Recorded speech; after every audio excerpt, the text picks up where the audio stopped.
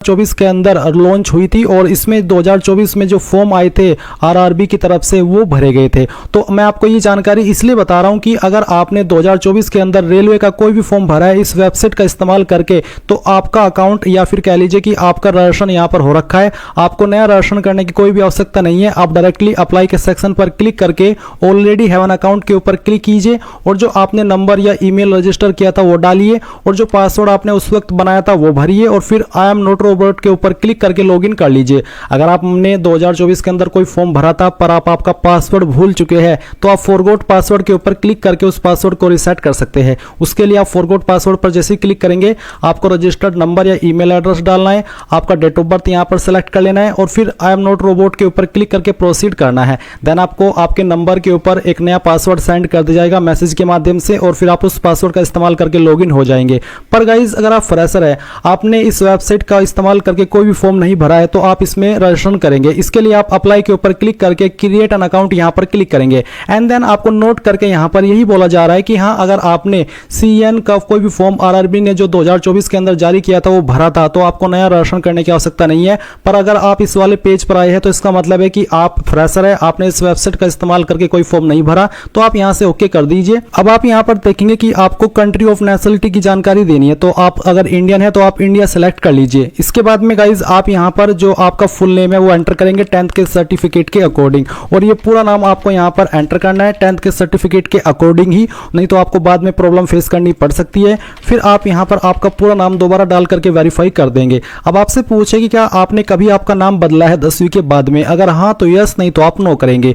No करने के बाद आपका जो डेट ऑफ बर्थ है वो आप यहां पर कैलेंडर के ऊपर क्लिक करके सिलेक्ट करेंगे, पहले ईयर, उसके बाद में आपका जो भी मंथ है वो सिलेक्ट कर लेंगे और फिर यहां से डे, तो आपका डेट ऑफ बर्थ आ जाएगा। डेट ऑफ बर्थ को आप यहां पर दोबारा सिलेक्ट करके या फिर दोबारा से खुद से भी भर सकते हैं, जैसे कि मैं आपको यहां पर भर करके दिखा रहा हूं। तो इस तरह से आप यहां पर जो आपका डेट ऑफ बर्थ है वो एंटर कर दीजिएगा। इसके बाद में आप यहां पर देखेंगे सिलेक्ट जेंडर, तो आपको आपका जेंडर सिलेक्ट करना है, मेल, फीमेल या फिर ट्रांसजेंडर, और उसके बाद आप जेंडर को दोबारा सिलेक्ट करके वेरीफाई कर लेंगे। फिर आप यहां पर फादर नेम डालेंगे, फादर नेम भी आपको 10th के सर्टिफिकेट के अकॉर्डिंग ही भरना है और उसको दोबारा डाल करके यहां पर वेरीफाई कर देना है।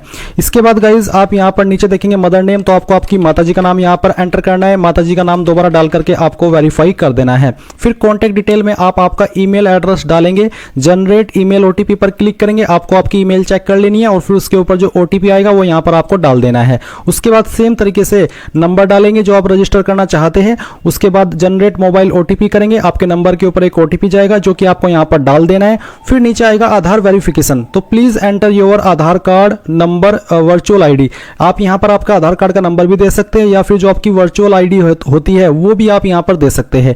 ये डालने के बाद आप जनरेट आधार ओटीपी के ऊपर क्लिक करेंगे, आपके नंबर के ऊपर जो आधार के साथ में लिंक है एक ओटीपी जाएगा जो कि आप यहां पर डाल देंगे और फिर वेरीफाई कर देंगे। मान लीजिए आपके पास आधार कार्ड नहीं है तो आप I do not have Aadhaar card इसके ऊपर क्लिक करेंगे और आपको बोला है कि candidate are advise to do Aadhaar validation for smooth entry at the examination centre, RRB will not share your Aadhaar detail with any third party और use them for any purpose other than the objectives of this CN, यानी कि RRB आपके आधार का कोई misuse नहीं करेगा। अगर आपके पास आधार है तो फिर आप आधार का ही इस्तेमाल करें। तो आप यहां पर ये जब आधार वेरिफिकेशन कर लेंगे तो इसके ऊपर टिक कर दीजिएगा। इसके ऊपर टिक करने के बाद आप एक पासवर्ड क्रिएट करेंगे, पासवर्ड आपका कैसा हो उसका एक एग्जांपल आप यहां पर जान लीजिए। आपके पासवर्ड के अंदर इंग्लिश का कैपिटल लेटर, स्मॉल लेटर, कोई एक स्पेशल कैरेक्टर और साथ ही आपको डिजिट का इस्तेमाल करना है। कुछ इस तरह का पासवर्ड आप बना लेंगे और उसको दोबारा डाल करके वेरीफाई कर देंगे। फिर आई एम नॉट रोबोट के ऊपर क्लिक करेंगे और preview and create an account इसके ऊपर क्लिक करेंगे। इसके ऊपर क्लिक करने के बाद जो भी जानकारी आपने यहां पर भरी है वो सभी आएगी, आपको एक बार फिर से वो सभी जानकारी चेक कर लेनी है और जब आपको लगे कि यहां सभी जानकारी सही है तब जाकर के आपको सबमिट कर देना है। जैसे आप सबमिट कर देंगे तो फिर गाइज आप यहां पर होम पेज पर आएंगे और उसके बाद में आपको ऑलरेडी हैव एन अकाउंट यहां पर क्लिक करना है एंड देन अभी आपने जो नंबर रजिस्टर किया है या ईमेल रजिस्टर किया है वो डालना है, जो पासवर्ड अभी आपने यहां पर बनाया अपनी चॉइस से वो भरना है और फिर आई एम नॉट रोबोट के ऊपर क्लिक करके लॉगिन कर लेना है। लॉगिन करने के बाद में गाइज आपके सामने जनरल इंस्ट्रक्शंस आएंगे और अगर आप पहले से रजिस्टर है तो आप यहां पर इसमें अपना आधार वेरिफिकेशन कर लीजिएगा क्योंकि आपको आधार के ऊपर एक ओटीपी सेंड किया जाएगा और जब आप ओटीपी यहां पर डाल देंगे तो आपका वेरिफिकेशन हो जाएगा। और क्योंकि अगर आपने फर्स्ट टाइम रजिस्ट्रेशन किया है तो आप यहां पर वो ऑलरेडी कर चुके हैं। अभी आप यहां पर ऑनलाइन एप्लीकेशन के सेक्शन में क्लिक करेंगे और आपको यहां पर इसमें लेवल फर्स्ट के ऊपर ये जो वैकेंसी सीएन नंबर 08/2024 देखने को मिलेगी जो कि आपकी ग्रुप ग्रुप डी की वैकेंसी है। अभी आपको यहाँ पर आपका आरआरबी सिलेक्ट कर लेना है जिसके लिए आप अप्लाई करना चाहते हैं। ये सिलेक्ट करने के बाद में आप यहाँ पर इसके ऊपर क्लिक करेंगे और फिर आपको नेक्स्ट के ऊपर क्लिक करना है। नेक्स्ट के ऊपर क्लिक करने के बाद आपने यहाँ पर जो जानकारी रजिस्ट्रेशन के समय भरी थी वो आपको देखने को मिलेगी। और क्योंकि मैंने यहाँ पर पहले से फॉर्म भर रखा है, यानी कि मैंने आरआरबी के अंदर पहले फॉर्म भरा था इस वेबसाइट का इस्तेमाल करके, तो मेरी जानकारी वहां से फैच कर ली गई है। आपकी भी इसी प्रकार से फैच कर ली जाएगी अगर आपने पहले इस वेबसाइट का इस्तेमाल करके कोई फॉर्म भरा है। अगर आप फ्रेशर है तो आप यहाँ पर नए सिरे से जानकारी भरेंगे, जैसे कि आपका मेंटल स्टेटस क्या है वो आप बताएंगे, अनमैरिड या फिर मैरिड। उसके अलावा आपका रिलीजन क्या है, आपको आपका रिलीजन यहाँ से सेलेक्ट कर लेना है। फिर आपसे पूछे कि जो फी एग्जेम्पशन मिलता है SC ST को, क्या आप वो लेना चाहते हैं। अगर आप SC ST और आप इसको लेना चाहते तो यस कर सकते हैं, अगर आप नहीं लेना चाहते तो आप यहाँ पर नो कर सकते हैं। तो ऐसा कौन है जो कि जिसको फीस की छूट दी जा रही है और उसको ना ले, तो ऑब्वियसली अगर आप इसमें एलिजिबल है आप यहाँ पर यस कर दीजिए कि हाँ मैं छूट लेना चाहता हूँ। उसके बाद में मदर टंग, आपकी मातृभाषा कौन सी है, जो भी है इनमें से वो आप सिलेक्ट कर लेंगे। फिर आप किस लैंग्वेज के अंदर अपना एग्जाम देना चाहते हैं, जो भी लैंग्वेज आप यहाँ पर सिलेक्ट कर लेंगे इसी लैंग्वेज में फिर आपको आपका पेपर मिलेगा, इसलिए कोई भी गलती इसमें आपको नहीं करनी है। फिर है permanent visible mark of identification, आपकी बॉडी के ऊपर ऐसा निशान जिससे आपकी बॉडी की पहचान होती है। ये निशान आपकी बॉडी के ऊपर कहीं पर भी हो सकता है, बट जो प्राइवेट जगह है वहां पर अगर कोई ऐसा निशान है तो उसके बारे में मत लिखिएगा। जो आप निशान दिखा सके अपनी बॉडी के ऊपर वही आपको लिखना है। और अगर आपकी बॉडी के ऊपर ढूंढने के बाद भी कोई निशान नहीं है तो आप यहाँ पर इसमें नो मार्क लिख देंगे। फिर दूसरा मार्क भी पूछा है, तो अगर आपकी बॉडी के ऊपर एक से ज्यादा मार्क है परमानेंट, आप दूसरे मार्क के बारे में लिख दे, नहीं तो आप दूसरे वाले में नो मार्क लिख दीजिएगा। और अगर एक ही निशान है तो पहला निशान आप पहले वाले में लिख दीजिएगा। अब आती है आपकी कास्ट कैटेगरी, तो जो भी आपकी कास्ट कैटेगरी जैसे कि जनरल, SC ST OBC जो भी है वो आप सिलेक्ट कर लेंगे। अगर मैं यहाँ पर OBC सिलेक्ट करता हूँ तो कोई अतिरिक्त ऑप्शन नहीं आता। अगर मैं यहाँ पर SC सिलेक्ट करता हूँ तो I understand and I agree इसके ऊपर क्लिक करता हूँ तो यहाँ पर आपके सामने कुछ अतिरिक्त ऑप्शन आएंगे जहाँ पर नेम ऑफ द कास्ट, यानी कि आपकी कास्ट कौन सी है उस कास्ट को आपको यहाँ पर भरना है। मैं डेमो के लिए भर करके दिखा रहा हूँ, आप आपकी रियल कास्ट यहाँ पर लिखेंगे। फिर कम्युनिटी सर्टिफिकेट नंबर, जो आपका कास्ट सर्टिफिकेट लगेगा वो आपका सेंट्रल का लगेगा क्योंकि ये सेंट्रल गवर्नमेंट की वैकेंसी है। फिर ये जो सर्टिफिकेट है आपका वो कौन से पोस्ट के अधिकारी ने जारी किया है, आपको आपका सर्टिफिकेट चेक करना है। जहां पर उसमें मोहर लगी हुई होती है तो वहीं पर सक्षम अधिकारी के बाद में जिस पोस्ट के अधिकारी ने उसको जारी किया है वो लिखा होता है। अगर आपका सर्टिफिकेट तहसीलदार या नायब तहसीलदार ने जारी किया है तो आप यहाँ पर तालुका मजिस्ट्रेट ये सिलेक्ट कर सकते हैं। तो जो भी बेसिकली अधिकारी ने सर्टिफिकेट जारी किया है वो आप यहाँ पर सिलेक्ट कर लीजिएगा उस पोस्ट को। उसके बाद में कौन सी स्टेट के द्वारा जारी हुआ है वो स्टेट आप सिलेक्ट कर लेंगे। फिर कब ये सर्टिफिकेट आपने बनवाया है वो डेट आप यहाँ पर सिलेक्ट कर लेंगे। आपको ये चीजें आपके सर्टिफिकेट के ऊपर देखने को मिल जाएगी। फिर जो फ्री रेल ट्रेवल पास मिलता है एग्जाम के लिए SC ST को, क्या आप वो लेना चाहते हैं, अगर हाँ तो यस करेंगे, नहीं तो आप नो कर सकते हैं। अगर आप यस कर रहे हैं तो फिर आपको आपके नजदीकी रेलवे स्टेशन का नाम यहाँ पर बताना है और आपका जो कास्ट सर्टिफिकेट है वो भी आपको अपलोड करना है। आप अपलोड डॉक्यूमेंट के ऊपर क्लिक कीजिएगा। यहाँ पर आपको ये सर्टिफिकेट PDF के फॉर्मेट में अपलोड करना है, इमेज वाले फॉर्मेट नहीं चलेगा। तो आप उसको PDF फॉर्मेट में यहाँ पर अपलोड कीजिए और साइज 500 KB से कम रहना चाहिए और फिर यहाँ से सेव कर दीजिए। सेव करने के बाद ये सेव हो जाएगा। इसके बाद आप यहाँ पर देखेंगे आपके एड्रेस की इन्फॉर्मेशन, तो आपको यहाँ पर आपका जो प्रेजेंट एड्रेस है वो देखने को मिलेगा। तो आपको यहाँ से आपकी स्टेट सेलेक्ट कर लेनी है, फिर आपको आपकी डिस्ट्रिक्ट भरनी है। जो आपका कंप्लीट एड्रेस है वो आप यहाँ पर एड्रेस के सेक्शन में भर देंगे। उसके बाद आपकी नियरेस्ट सिटी कौन सी है या फिर मेजर टाउन कौन सा है प्रेजेंट वो आप भरिएगा। आपका पिन कोड है वो जो भी है वो डाल दीजिएगा। अगर आपका प्रेजेंट और परमानेंट एड्रेस सेम है, अलग अलग नहीं है, तो आप यहाँ पर इस बॉक्स के ऊपर टिक कर दीजिएगा और अगर अलग अलग है तो अनटिक करके अलग से अपना परमानेंट एड्रेस भर दीजिएगा। फिर आप सेव के ऊपर क्लिक करेंगे एंड देन नेक्स्ट कर देंगे। अब आपके सामने यहाँ पर कुछ और अन्य जानकारी आएगी जैसे कि एक्स सर्विसमैन डिटेल्स। तो अगर आप एक्स सर्विसमैन है तो आप इसमें यस करेंगे, नहीं तो आपको नो कर देना है। अगर आप विकलांग है और आपकी विकलांगता 40% या उससे ज्यादा है तो आप इसमें यस करेंगे, नहीं तो यहाँ पर भी आपको नो करना है। फिर जो एक रूल है जिसमें कि विकलांग का ही बेसिकली है कि जहां पर आपको लिखने में कोई प्रॉब्लम है, आपको लिखने के लिए स्क्राइब चाहिए। ये विकलांगता से जुड़ा हुआ ही सवाल है जो कि आप यहाँ पर अभी देख सकते हैं वीडियो में CN 08/2024। तो अगर आप बिल्कुल ठीक ठाक है, आपको कोई स्क्राइब नहीं चाहिए, आप खुद से अपना पेपर लिख लेंगे तो आप इसमें नो कर दीजिए। उसके बाद में यहाँ पर आते हैं RUN EBC सर्टिफिकेट होल्डर, यानी कि इकोनॉमिकली बैकवर्ड क्लास से क्या आप आते हैं, अगर हाँ तो यस, नहीं तो आप नो करेंगे। उसके बाद RUN employ of Indian railways, क्या आप इंडियन रेलवेज के एम्प्लॉय है जो करंट में रेलवे के अंदर काम कर रहे हो परमानेंट पर, अगर हाँ तो यस, नहीं तो आप नो करेंगे। फिर name of the current department organisation, तो अगर आपका कोई है जैसे कि अगर आप जॉब करें किसी सेंट्रल गवर्नमेंट में, स्टेट गवर्नमेंट में, PSU में, तो आप सिलेक्ट कर लें, नहीं तो आप यहाँ पर नॉट एप्लीकेबल के ऊपर क्लिक करेंगे। अब आपसे पूछे कि are you a course completed act apprentice in railway establishments and processing NAC granted by NCVT, यानी कि क्या आपने एक्ट अप्रेंटिस किया है रेलवे के किसी भी डिपार्टमेंट में, किसी भी जो अप्रेंटिस वैकेंसी निकलती है उसमें, जिसमें कि आपको एनएससी सर्टिफिकेट एनसीवीटी के द्वारा ग्रांट किया हो? अगर हाँ तो यस, नहीं तो आप नो करेंगे।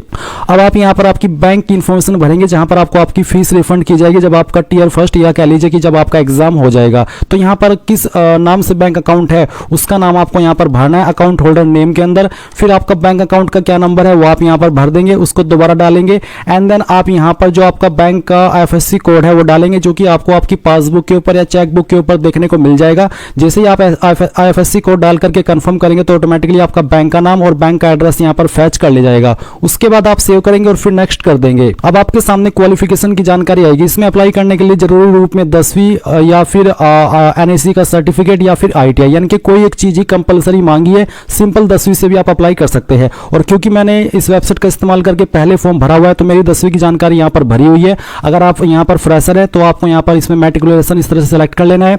आपको आपकी स्टेट बतानी है जहां से आपने आपकी 10वीं की है, डिस्ट्रिक्ट बतानी है, आपके बोर्ड का नाम यहाँ पर लिख देना है, कब आपने आपकी 10वीं पास कर ली थी वो डेट आपको सिलेक्ट कर लेनी है, आपकी मार्कशीट चेक करनी है, उसके ऊपर आपको ये डेट मिल जाएगी। फिर आपको आपका 10वीं का रोल नंबर डालना है और उसके बाद में SSC matriculation SSC class 10th certificate serial number जो आपको आपके सर्टिफिकेट के ऊपर मिल जाएगा वो आप यहाँ पर डाल दीजिएगा और उसके बाद में आप इसको सेव कर दीजिएगा। अगर आप यहाँ पर आईटीआई की क्वालिफिकेशन के माध्यम से अप्लाई कर रहे हैं तो आप यहाँ पर आईटीआई सेलेक्ट कर सकते हैं। फिर आपको एनी डिसिप्लिन सेलेक्ट कर लेना है ट्रेड में, स्टेट बतानी है जहां से आपने आईटीआई की है, डिस्ट्रिक्ट बतानी है जहां से आपने आईटीआई की है, इंस्टीट्यूट का नाम बताना है, डेट ऑफ पासिंग बतानी है, सर्टिफिकेट किसके द्वारा जारी हुआ है, आपका आईटीआई का एनसीवीटी या फिर एससीवीटी, और सर्टिफिकेट टाइप क्या है, नेशनल ट्रेड सर्टिफिकेट या फिर स्टेट ट्रेड सर्टिफिकेट, तो जो भी है वो आप सिलेक्ट कर लेंगे और ऐड के ऊपर क्लिक करके इसको ऐड कर देंगे। अगर आप सिंपल 10वीं के माध्यम से अप्लाई करना चाहते हैं तो इसको खाली छोड़ दीजिएगा। 10वीं की जानकारी भरने के बाद में आप नेक्स्ट कीजिएगा।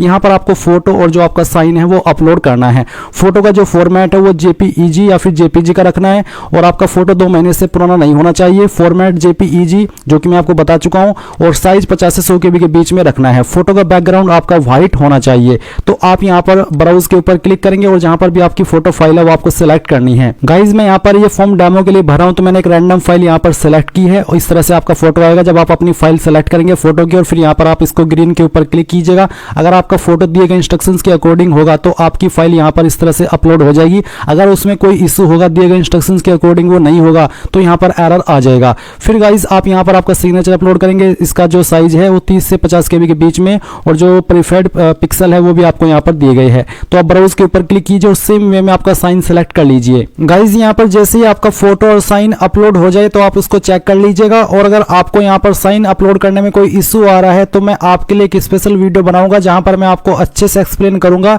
कि कैसे आपको अपना साइन बनाना है अपने मोबाइल से या फिर कंप्यूटर से, ताकि आप जब साइन को अपलोड करें और उस फाइल को बनाएं तो आपके सामने कोई इशू न आए। उसके बाद जैसे ही आप साइन की फाइल अपलोड कर देंगे आप यहां पर सेव कीजिए, आपकी जानकारी सेव होगी एंड देन आप नेक्स्ट के ऊपर क्लिक करेंगे।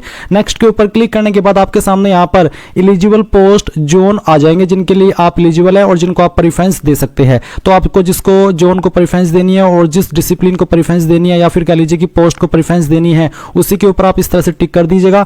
जो भी यहाँ पर आपके सामने इस तरफ ऑप्शन आएंगे इसका मतलब है कि आप उन सभी पर एलिजिबल है प्रेफरेंस देने के लिए। तो आपको आपकी चॉइस के अकॉर्डिंग यहाँ पर जो प्रेफरेंसेस है वो देनी है। अगर आपको किसी 2 को ही देनी है, किसी 3 को देनी है तो वो भी आप यहाँ पर अपनी चॉइस के अकॉर्डिंग दे सकते हैं। उसके बाद आप यहाँ पर टिक करेंगे एंड देन यहाँ पर पहले इसमें कहाँ से आप फॉर्म को भर रहे हैं उस सिटी का नाम आपको भरना है, ना कि अपना नाम या फिर किसी अन्य चीज का नाम। आपको अपने पैलेस यानी कि जहां से आप भरे उस सिटी का नाम आप यहाँ पर भरिएगा और फिर आप प्रीव्यू एप्लीकेशन के ऊपर क्लिक कीजिएगा। अब आपने जो भी जानकारी भरी है वो सभी आपके सामने आएगी। सभी जानकारी समय लगा करके अच्छे से चेक कर लीजिए। जब आपको लगे कि सभी जानकारी सही है तभी आप यहाँ पर आई हैव रीचेक्ड अबाउट डिटेल्स इसके ऊपर क्लिक कीजिए एंड देन आप यहाँ से सबमिट कर दीजिए। सबमिट करने के बाद आपके पास एक और विकल्प है सोचने का कि अगर आपको लगता है कहीं पर कोई जानकारी गलत हो गई है तो आप अभी भी उसको सही कर सकते हैं कैंसिल करके। नहीं तो अगर आपने एक बार सबमिट कर दिया तो आपका फॉर्म सबमिट हो जाएगा और उसके बाद में गाइज आप अपनी एप्लीकेशन फीस पे करेंगे। जैसे ही आपकी एप्लीकेशन फीस पे होगी उसी के बाद आपका फॉर्म फाइनल सबमिट माना जाएगा। और अगर आपको फीस पे करने में कोई इशू आता है तो वो भी आप कमेंट के माध्यम से पूछ लीजिए।